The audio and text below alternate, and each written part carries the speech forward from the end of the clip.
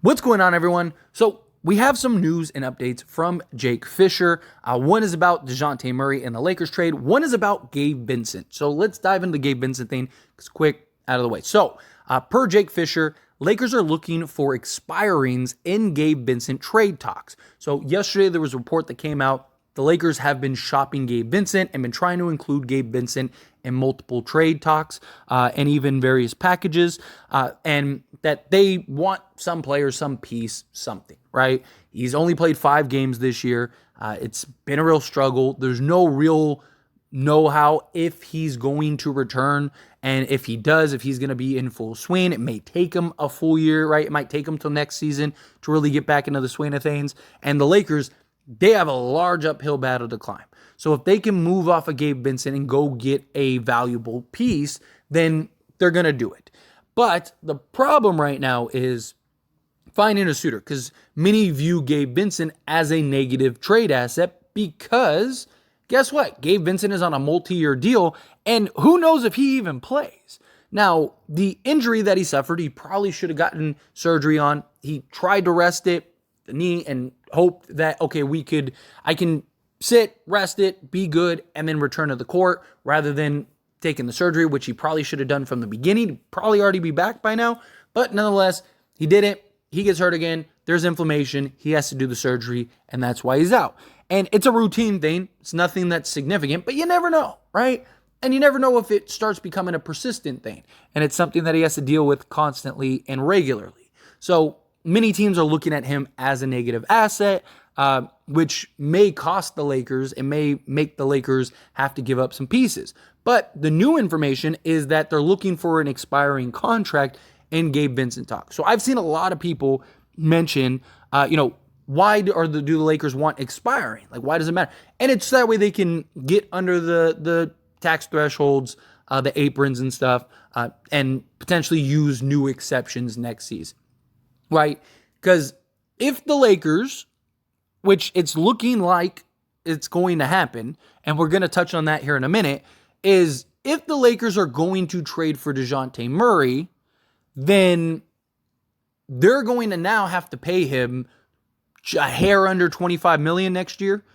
And then LeBron James is probably going to make $50 million next year, right? Even if he takes like a $10 million discount, you're still talking about $40 million, right? So you have him, you have Anthony Davis, you have Austin Reeves. Like, the Lakers need to clear some salary if they want to use a new exception in the offseason. So if you can go and turn Gabe Vincent into some expiring contracts, maybe, just a thought, maybe you get like a Tyus Jones, who he's expiring, and supposedly Jake Fisher said in a different report that he'd be interested in potentially, or that the Wizards would be interested in taking maybe 2 seconds, right? So maybe you could do Gabe Vincent in like 2 seconds, get a Tyus Jones. He'd be great for the remainder of the season.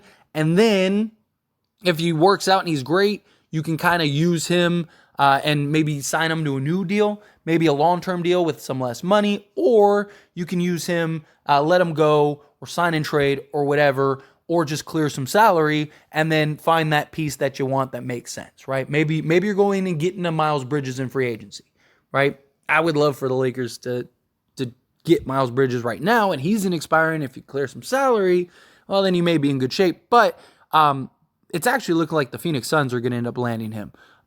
We'll see. Time will tell. Nothing's done until it's done.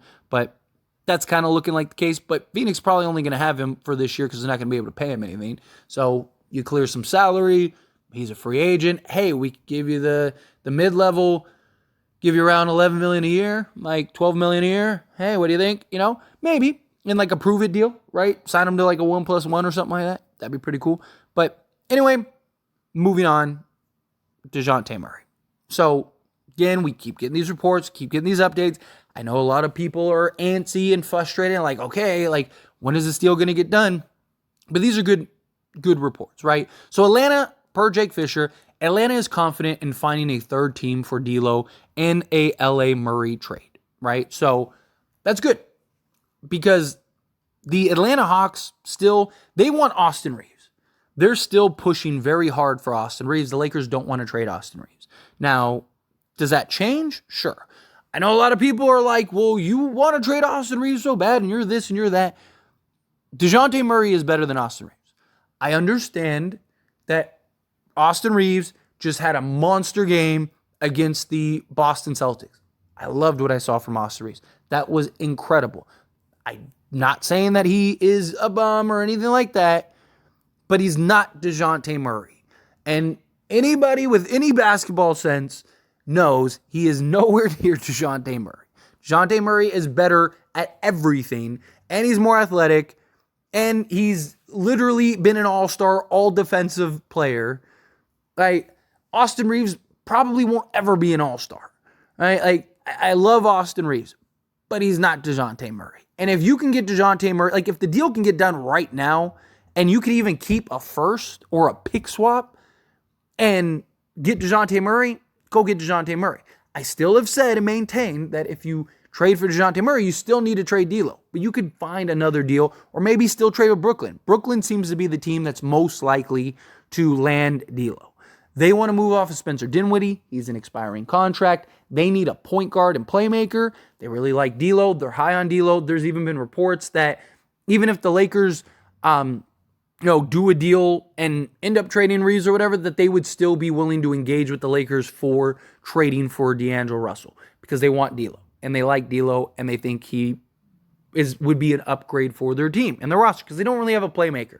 And Spencer Dinwiddie is like completely checked out. He wants out. He wants gone.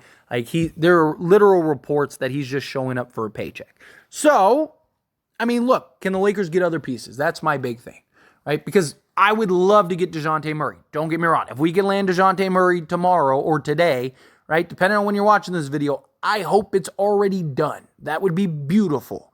But the problem is, and the question is like, what else can you get? Because the Lakers, just getting Dejounte Murray, I don't think is enough to push them over the hump. Will they be better? Yes. How much better? I don't know. It depends on how good Dejounte Murray is, right? Like, if we get some version of, like, San Antonio Dejounte Murray with, like, Atlanta Dejounte Murray shooting, then I think the Lakers would be very good. But they have such a big uphill battle to climb. They just lost Jared Vanderbilt. Can you, even if you have to trade Rui or something, can you end up going and getting, like, a Dorian Finney-Smith, a Royce O'Neal, something along those lines? That would be huge for the Lakers. Because the Lakers really need somebody that can defend the quicker, twitchier wings out on the perimeter, provide some three-point shooting. Dorian Finney-Smith and Royce O'Neal both provide that. Now, there was a report that the Brooklyn Nets turned down 2 first-round picks. A couple things about that, because I know somebody's going to mention it, so let's talk about it. First thing is that just talk to drive up the price for Dorian Finney-Smith, right? Because it's like, man, they really didn't take 2 first. Look, we see this all the time, right? OG Anunoby. There were reports last year that the Toronto Raptors turned down 4 firsts and whatever else, players and stuff like that, for OG. And it turns out that they said no, and what did he go for? Went for 2 players, which great players, don't get me wrong, right? They got RJ Barrett, they got Emmanuel Quickley, and a first, but they didn't go for anywhere close to what the packages were that supposedly Toronto were turning down. But based on the looks of it, Toronto actually wanted players, because players are more proven, right? And a team like Brooklyn, they don't want to rebuild. They want to play now. And Houston owns like pretty much all of their picks. So they're a team that's like, okay, we need to remain competitive. We don't really want the picks, right? So to me, can the Lakers get a Dorian Finney-Smith or a Royce O'Neal and, give up a second or something like that, or maybe just do like a Rui swap for one of them, something like that? That would be great. That would be huge. Rui would be a perfect fit in Brooklyn. If they could get D'Lo and Rui, 2 guys that fit that team perfectly, because they don't have that big, burly, power forward type player, and they don't have that playmaker. So D'Lo gets to go there. He gets to be the playmaker. They get a real power forward in Rui that they desperately need, and then they have Mikal Bridges, Johnson, all that stuff. They're in good shape. I mean, you could even just go D'Lo, Bridges, Johnson, Rui, and then Claxton. Boom, perfect. You're off to the races. Let's go. All right. And then for the Lakers, can you get Dorian Finney-Smith, Royce O'Neal? Could you potentially get both? That would be huge. Like, you could literally just take Dejounte Murray, Royce O'Neal, Dorian Finney-Smith, and start them alongside LeBron James and Anthony Davis, and that would be chef kiss, right? You got two 40% or 38+% three-point shooters. Both guys can defend multiple positions. So you got two legit 3-and-D guys. And then when Jared Vanderbilt comes back, you could slot, maybe Jared Vanderbilt in place of Royce O'Neal, and you still big and you have the defense. Or if Royce O'Neal's playing that well, just keep him and have Vando come off the bench. Lakers would be in really good shape. So I definitely think that this is the deal that's going to get done. Maybe not so much the Royce O'Neal, at least Dejounte Murray. And we'll see what else happens, what else develops, how the rest of this plays out.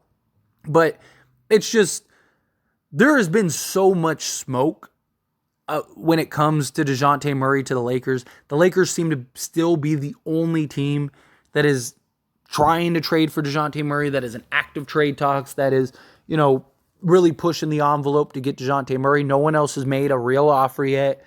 And again, it's like, what teams need or want Dejounte Murray? Most of the teams that made sense for Dejounte Murray have already made moves. Like the Knicks went and got OG. The Miami Heat went and got Terry Rozier. So they're out of the conversation. The Sixers don't really want to trade any picks. They want to kind of wait and see. I think it looks like they're trying to make a play for Donovan Mitchell. I think it looks like they're hoping that, look, it doesn't work out with Cleveland. Donovan becomes available in the offseason, and they go make their big push for Donovan Mitchell. So they don't want to mess up the cap space, because they'd also have like some of the most cap in the league next season. So they're going to have a ton of cap space. They're going to have draft picks. They're trying to make a big push in the offseason. It's kind of what it looks like. So I don't see them trading for him, and it's just like the well is drying up. And it's because, again, all the top teams already have a star guard or that athletic guard. They don't really have a need for Dejounte Murray. There's very few teams that actually would need Dejounte Murray, and the Lakers just happen to be one of them. It's the same reason why D'Lo isn't more sought after. D'Lo's played great. He's playing excellent. I mean, even he had a bad shooting night and still almost had a triple-double. Like, the dude put on a clinic against Boston, and that was against the best team in the league. And he went 5 of 20 from the field and still almost gave you a triple-double, right? And he still shot 50% from three, which was good, right? And that's the thing, like, it's because how many teams need D'Angelo Russell? And a team like Brooklyn, it's like, well, Brooklyn, if they need D'Lo, wouldn't they need Dejounte Murray? Yeah, but if you're Brooklyn, do you really want to go trade players and picks to go get Dejounte Murray, or do you just want to be the third team and just go get D'Angelo Russell for free? Because literally, like, all you would do is you just have to be the third team. Atlanta just wants expiring contract, right? You have that in Spencer Dinwiddie. So you could either A, give up a bunch of assets to go get Dejounte Murray, or B, get D'Lo for free and see what that looks like. And if it doesn't work, you figure it out. If it does work, great. You got D'Lo for nothing, right? That's why. That's where we're at. But I think ultimately Dejounte Murray will be wearing a Laker jersey come the trade deadline. I hope it happens sooner rather than later. I hope, depending on when you're watching this video, I hope you're watching this video and it's like, oh man, Dejounte Murray is already a Laker. That's great. Like, that's my hope. But we'll see. Time will tell. Anyway, as always, this is a discussion. Pass a question on you. Let me know your thoughts and opinions down in the comments below. What do you think? How do you feel? Do you think, yes, go get Dejounte Murray? Love Dejounte Murray. What else do you want besides Dejounte Murray? What do you think about Gabe Vincent? Do you like the idea of Gabe Vincent? Do you not? Do you want to see him traded? Would you like him traded for? How do you feel? What your thoughts are? I'd love to hear it. Let me know down in the comments.